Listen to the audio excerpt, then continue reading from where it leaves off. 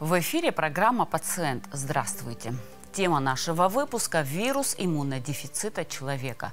Кажется, что на фоне ковида все другие болезни ушли на второй план, но, к сожалению, они никуда не делись.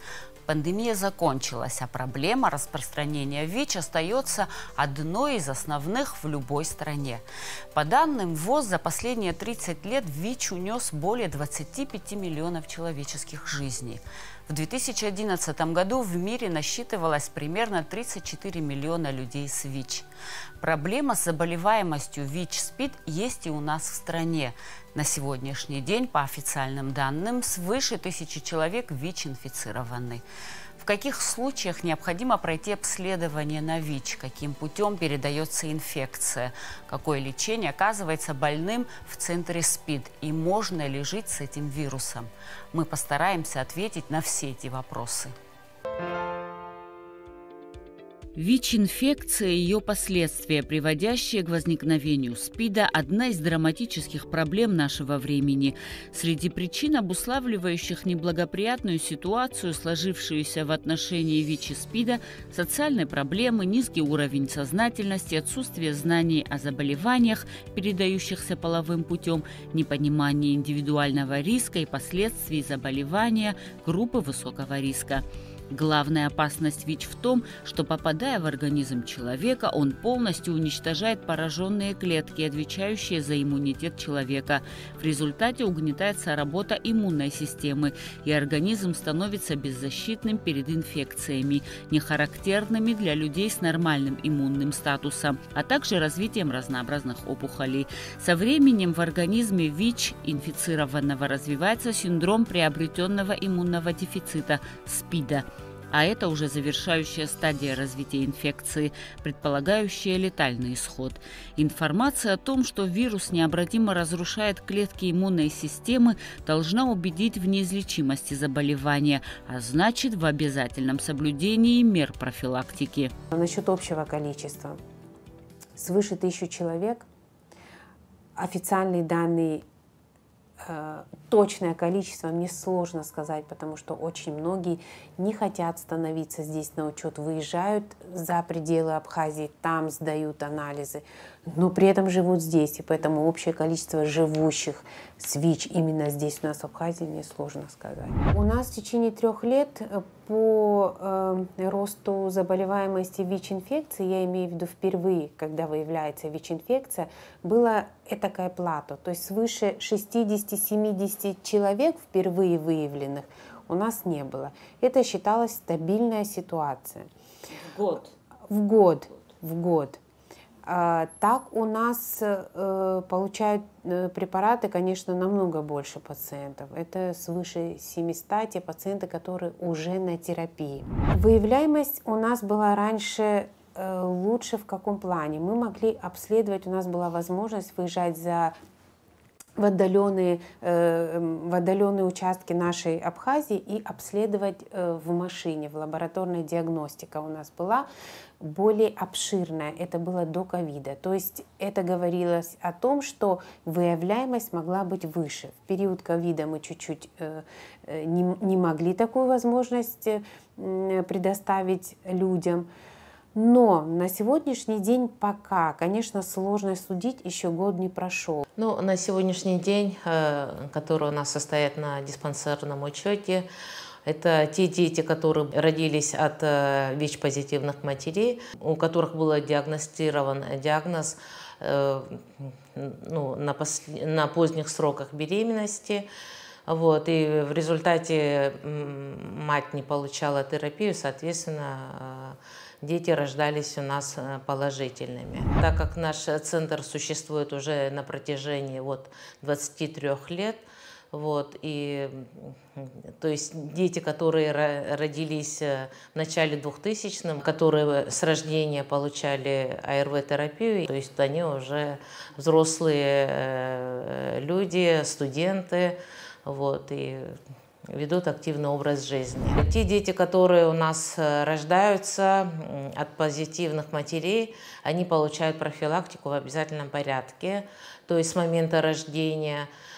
И на протяжении 2-3 лет они у нас состоят на учете, мы за ними наблюдаем. То есть в большинстве это, конечно, 98% это что у нас потом они отрицательные. То есть это те мамы, которые вовремя получили препараты и профилактика была у них. Согласно статистике, в нашей стране в течение последних 5 лет количество ВИЧ-инфицированных, которые впервые узнали о своем диагнозе, выросло незначительно. Как говорят врачи, пока у нас нет роста, количество больных варьируется плюс-минус 10 человек. Люди стали более информированы. Помимо этого, сотрудников госучреждений обязали сдавать анализы на стадии приема на работу. Это тоже помогает выявлению инфекции. Однако специалисты опасаются, что до конца года количество больных может увеличиться, так как в этом году ожидается приезд большого количества отдыхающих. Вполне возможно, что среди них будут и те, кто и сам не знает, что болен, и невольно они станут распространителями ВИЧ и других инфекций. Поэтому я даже писала письмо в Министерство здравоохранения, наш министр с этим согласен, что контроль над заболеванием должно быть только у государства, то есть это монополия, то есть государство должно контролировать. Почему? Потому что мы выявляем пациента, контролируем, объясняем, контролируем, ищем партнеров, даем препараты. Когда пациент начинает получать препараты, он становится не заразен, скажем так. То есть это тоже контроль за заболеванием. Большой шаг вперед в нашей стране по ВИЧ-СПИДу с 2008 года, когда мы начали выдавать препараты пациентам. То есть улучшилось их качество жизни. Вирусная нагрузка их стала снижаться до нуля, то есть они не заразны. У нас программа уже на протяжении 20 лет по родовспоможению. Все граждане нашей страны, все беременные, они в год дважды мы их обследуем, тестируем. Конечно, первые годы у нас цифры были более такие вот устрашающие. У нас до 12, до 15 беременных в год мы выявляли. На сегодняшний день это у нас от 6 до 8 вновь выявленные беременные. Да. Как правило, и есть те, которые и второй, и третий раз рожают, то есть это те, которые получают АРВ-терапию, это их решение, то есть этому никто не может повлиять. Но дети от таких... Да, отрицательно. Центр СПИД при Республиканском кожвендиспансере работает с 2001 года. Огромную роль в его открытии сыграла Людмила Авицба, которая в то время была министром здравоохранения республики. Как дальновидный руководитель она понимала, что проблема, связанная с распространением ВИЧ, станет актуальной и у нас в стране. Поэтому приложила много усилий для организации центра. Вначале здесь не могли предложить пациентам ничего, кроме диагноза. Но за 20 лет сотрудники приобрели большой опыт, и сегодня центр является одним из ведущих медучреждений страны. Благодаря программам, которые очень было сложно Людмиле Борисовне все это нам сюда привнести, это ее 20-летний труд, ее детище, но она поэтапно все это делала, она обучала нас. Она думала, как дальше помогать этим пациентам, кроме того, что озвучиваешь диагноз. И в 2008 году мы, обучив врачей наших, наконец-то появилась возможность дать препараты пациентам. На сегодняшний день мы можем обследовать их на все инфекции, которые для иммуносупрессивных людей, то есть у кого низкий иммунитет, могут быть смертельные на нашей аппаратуре. Мы можем обследовать на иммунитет, что очень важно для этих пациентов, и на вирусную нагрузку. Что значит вирусная нагрузка? Когда пациенты начинают пить препараты, через определенное время у них вирус в крови снижается до нуля. И это очень важно, это контроль за заболеванием, контроль за самочувствием. На сегодняшний день мы все это можем им дать. Все это делаем бесплатно, начиная с общего анализа крови, ну не знаю, те же вирусы, токсоплазмоз, вирус простого герпеса, все это нашим пациентам мы делаем бесплатно. И каждый раз мы добавляем обследование на гормоны, на гепатит С. Мало того, что мы выявляем гепатит С бесплатно, именно ВИЧ-инфицированным, мы делаем вирусную нагрузку этим пациентам. То есть мы понимаем, надо лечить гепатит С, не надо лечить. То есть не только медицина шагнула вперед, но это понятно, но и наш центр. Самое главное, конечно, это то, что мы даем препараты, мы даем шанс пациентам жить долго и качественно. Плюс за этим всем следить. Вот эта работа, я вам рассказала ее в 2 словах, но это 20-летняя работа нашего главврача Людмилы Борисовны Авицбо, которая по крупицам все это собирала. На сегодняшний день я могу сказать, что у нас есть все необходимое для того, чтобы поставить диагноз и делать все те необходимые анализы нашим пациентам. То есть мы обеспечены по максимуму. Единственное, может быть, что нам бы хотелось, это вот для определения вирусной нагрузки реактивы, там мы с какой-то периодичностью получаем. А в целом, в основном, у нас есть все необходимое для работы в лаборатории, и препараты тоже, это вам, наверное, уже сказали, что у нас перебоев не бывает. То есть наши пациенты, которые приходят в центр, которые обращаются, то есть для них все анализы клинические, биохимические, определение вирусной нагрузки, определение клеток иммунной системы, это все мы им делаем совершенно бесплатно. Заражение ВИЧ возможно только в случае, когда кровь, грудное молоко или другие жидкости инфицированного попадают в кровь другого человека. ВИЧ содержится практически во всех биологических жидкостях зараженного организма, но в разных концентрациях. Самым распространенным способом заражения является незащищенный половой акт. Опасность заражения существует при использовании шприцев для введения наркотиков путем инъекции. При этом до сих пор неизвестно ни одного случая заражения ВИЧ через мочу, слюну, слезы. В этих выделениях организма инфицированного человека ВИЧ содержится в количествах недостаточных для заражения другого человека.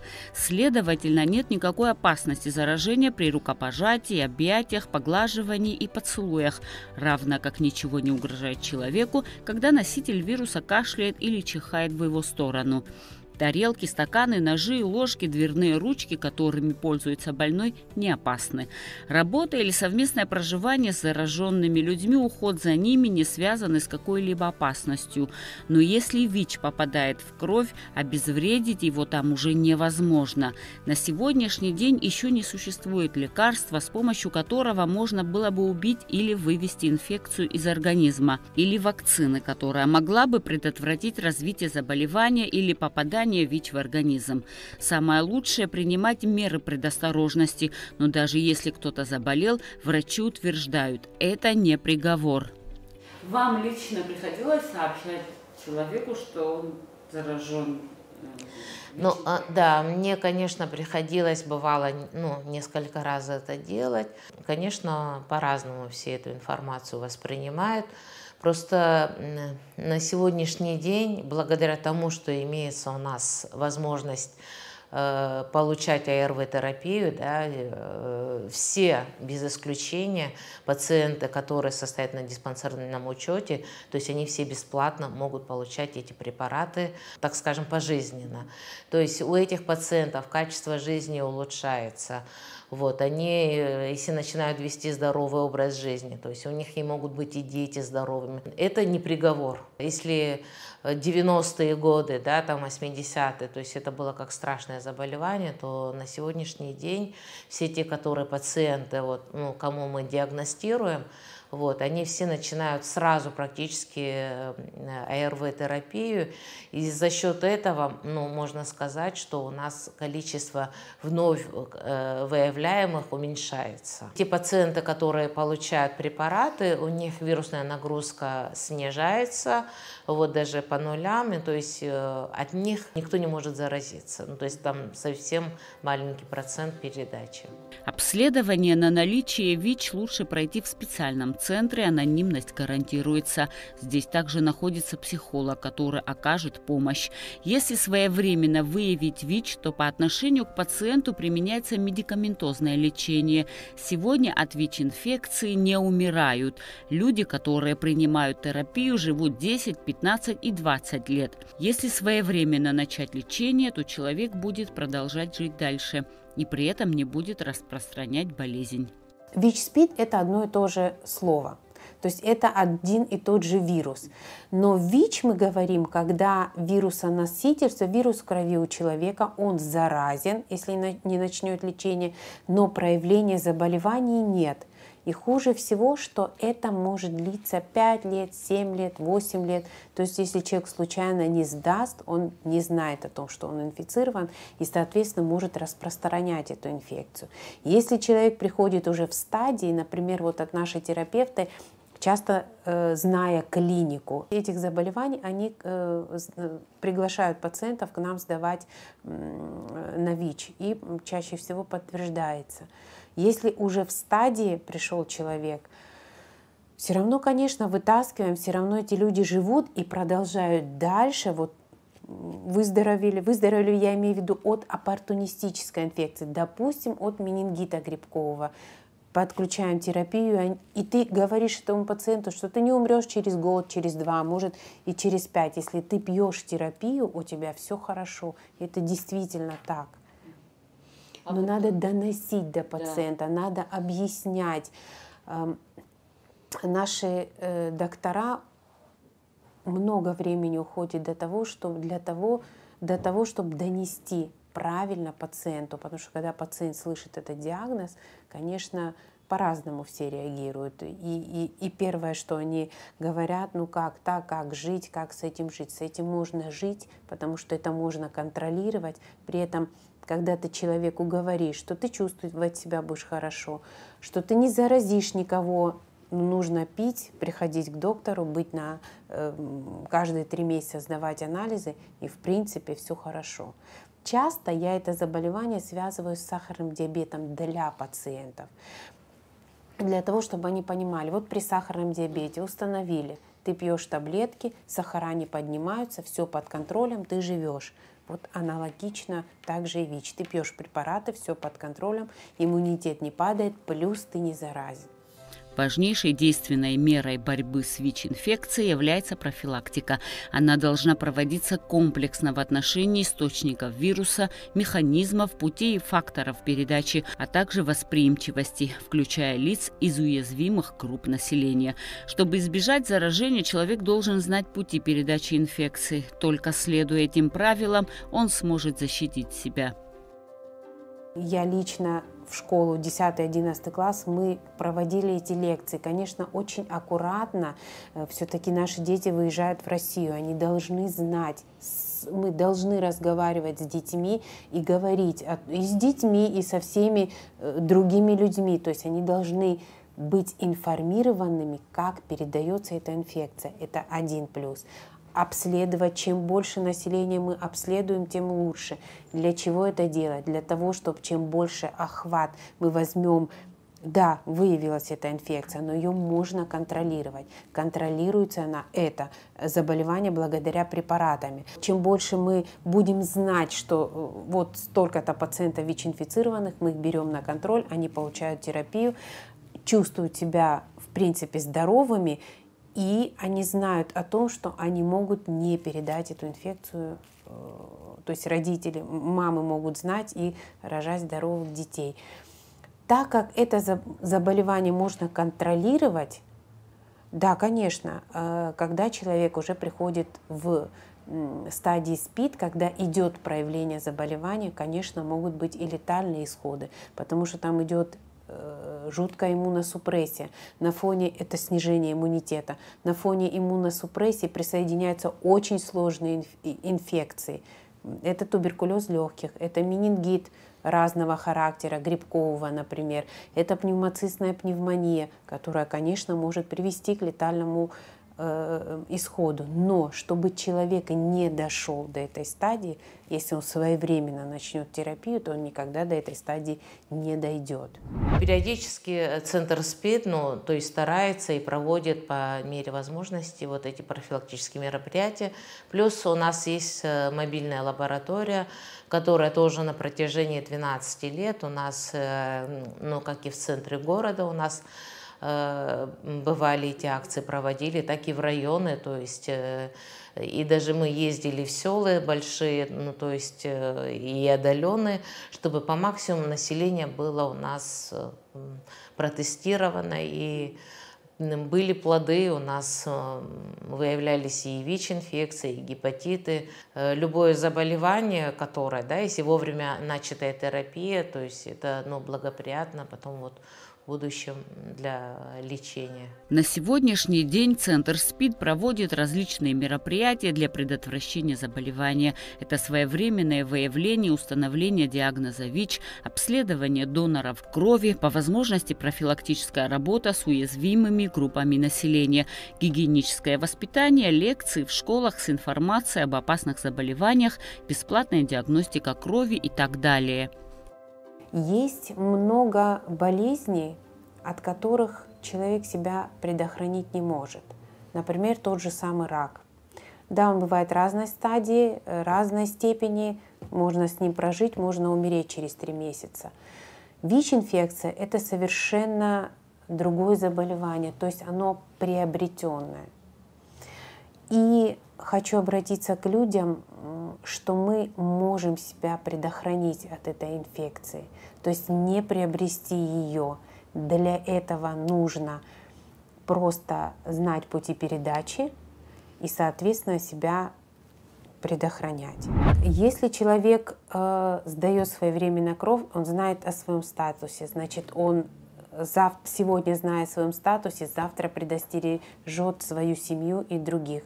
Обязательно сдавайте анализы. Во-первых, есть такие еще инфекции, как гепатиты. На сегодняшний день гепатит С можно вообще вылечить, если ты своевременно сдал кровь. Завтра у тебя не будет цирроза. Ты вылечился и забыл об этой проблеме. Обязательно надо сдавать кровь. Это первое, чтобы знать о своем статусе. Второе, это надо обязательно бдить свою жизнь, потому что, предохраняясь, мы предохраняем прежде всего себя. Когда ты имеешь знания, ты вооружен. Это, наверное, касается не только ВИЧ-инфекции, а всех заболеваний. То есть каждый человек должен ходить периодически, сдавать анализы клинические, биохимические. Но в зависимости, если те люди, которые себя относят к группе риска, то есть они раз в год хотя бы должны сдавать на эти анализы ВИЧ и гепатиты. А так, кроме того, хочется сказать, что постковидные осложнения у всех есть, то есть пусть это не забывают, то есть пусть сдают анализы, обследуются. Это важно для того, чтобы наша нация была здоровой, и мы хотим просто, как медики, работать с целью профилактики. Мы не хотим, чтобы вы болели.